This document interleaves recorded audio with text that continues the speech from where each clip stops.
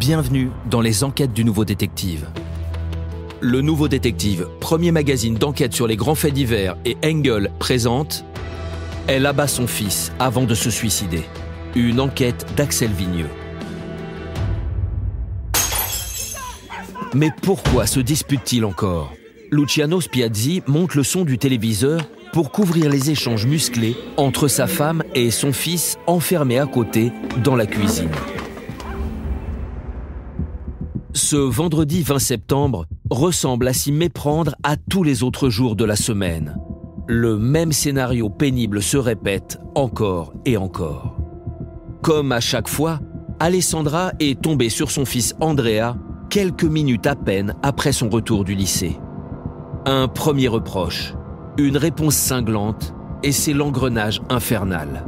Pourtant, il n'y a pas si longtemps encore, mère et fils s'entendaient à merveille. Désormais, ils s'affrontent à la moindre occasion, comme deux fauves partageant la même cage. Luciano, spectateur impuissant de leurs embrouilles, a de plus en plus de mal à rester neutre. Andrea a beau avoir 15 ans, c'est un ado plutôt facile à vivre. En revanche, le comportement de sa mère est alarmant. Depuis quelque temps, Alessandra n'est plus la même.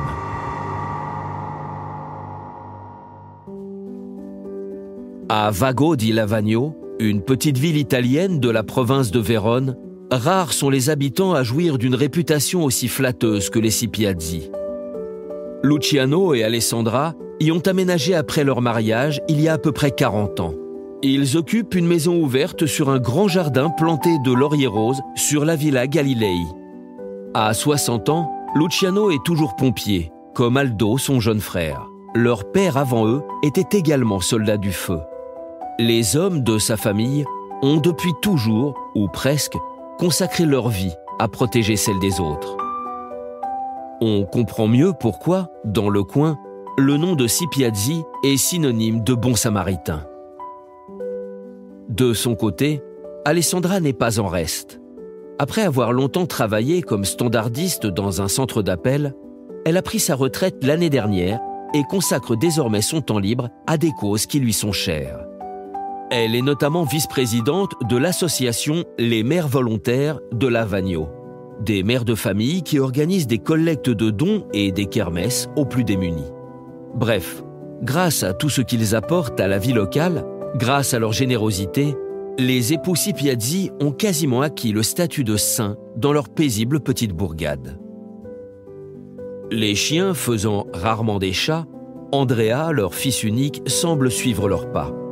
Bien élevé, bon élève, poli, il coche toutes les cases de l'adolescent modèle. On l'apprécie chez les scouts comme au lycée, ainsi qu'au gymnase Olympia, où il se rend plusieurs fois par semaine pour participer à des séances de crossfit, un exercice physique qu'il pratique à haute intensité. 14 années durant, Andrea a grandi dans cet environnement harmonieux, entouré de l'affection de ses parents. Hélas, au début de l'année 2024, tout a changé. D'un coup d'un seul, comme frappée par un mal mystérieux, Alessandra a brutalement changé de personnalité. D'ordinaire stable et solide, elle commence à se montrer irascible et impatiente. La sainte se mue en harpie. Luciano et Andrea mettent d'abord cela sur le compte du récent décès de son père, dont elle était si proche. Mais les semaines passent et son état ne s'améliore pas. Très vite, c'est sur son fils que la quinquagénaire concentre l'essentiel de ses griefs. Mais arrête! Laisse-le un peu tranquille! En ce moment, tu es toujours sur son dos. Il est en retard! Il a 5 minutes de retard! Le dîner va refroidir, c'est inadmissible! Je me tue à tout préparer et lui ne respecte rien! Mais enfin, 5 minutes, c'est pas un retard, ça! Allez, lâche-le un peu. Non mais attends! C'est pas tout! Hier, il avait une tache sur son t-shirt. Tu crois que j'ai que ça à faire de laver ses t-shirts? J'en ai marre qu'il me prenne pour sa boniche, ce petit con! Inquiet, Luciano emmène sa femme consulter un psychiatre qui diagnostique une dépression et lui prescrit des anxiolytiques. Mais Alessandra refuse de suivre son traitement et bientôt, la vie à la maison est rythmée par des scènes terribles au grand désespoir de Luciano, impuissant à stopper l'incendie dont les flammes consument son foyer. Le vendredi 20 septembre 2024, une énième altercation éclate. Luciano, assis devant la télé, choisit de ne pas s'en mêler. De la cuisine, dont les fenêtres sont grandes ouvertes, la dispute résonne dans toute la rue. Rien à foutre de toute façon. Fous-moi la paix, vieille folle! Tu me parles pas. Et soudain, entre deux invectives, la voix du jeune Andrea change de registre. De la colère, elle passe à la peur. L'ado a juste le temps de crier « au secours » que déjà, une détonation claque, puis une autre. Et le silence retombe, seulement troublé par les aboiements frénétiques du petit chien d'Alessandra. Luciano s'est levé d'un bond de son canapé et fonce dans la cuisine. Au cours de sa longue carrière, il en a vu des images traumatisantes, mais rien ne l'a préparé à celle qui l'attend. Alessandra gît sur le carrelage, baignant dans une flaque de sang. Elle s'est tuée d'une balle dans la tête. À quelques mètres, Andrea est lui aussi étendu inanimé, le visage en sang. Contrairement à sa mère, lui respire encore. Luciano le place en position de sécurité et compose le 112. Quelques minutes plus tard, ambulances, pompiers et véhicules de police arrivent toutes sirènes hurlantes. Luciano, en larmes, accueille les sauveteurs agenouillés près de son fils. S'il n'y a plus rien à faire pour Alessandra, dont le cadavre est veillé par son petit chien, Andrea respire toujours. Un hélicoptère est dépêché en urgence pour le transporter à l'hôpital Borgo Trento de Vérone. Malgré l'arme retrouvée à proximité de la main droite d'Alessandra, Luciano est emmené en garde à vue, longuement questionné. Difficile d'imaginer le supplice qu'il endure durant ces heures d'interrogatoire, traumatisé par la mort de son épouse et surtout empêché de se rendre au chevet de son fils. Les constatations médico-légales finiront par le disculper. Les expertises balistiques confirment le scénario d'une tentative de meurtre suivie d'un suicide. Nous avons pu déterminer que le pistolet avec lequel Madame Sipiazzi a tiré appartenait à son père. Elle l'avait certainement récupéré à sa mort sans en prévenir son mari, ni le déclarer auprès des autorités compétentes. Et cette arme cachée a hélas causé des dommages irréversibles au cerveau d'Andrea.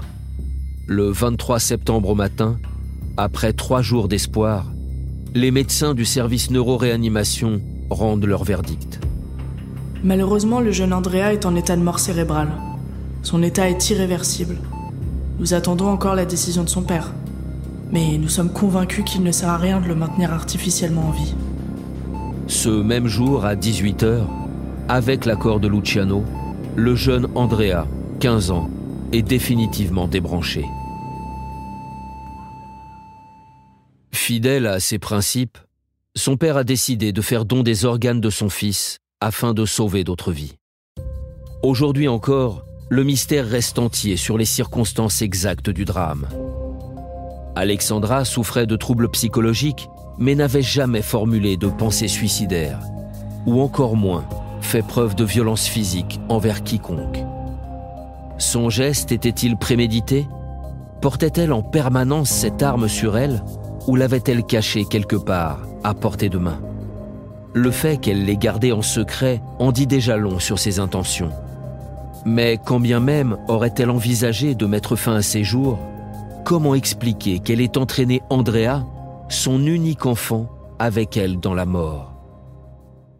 Luciano Sipiazzi restera probablement hanté jusqu'à son dernier souffle par les images de sa femme et de son fils, étendus tous les deux sur le carrelage de la cuisine.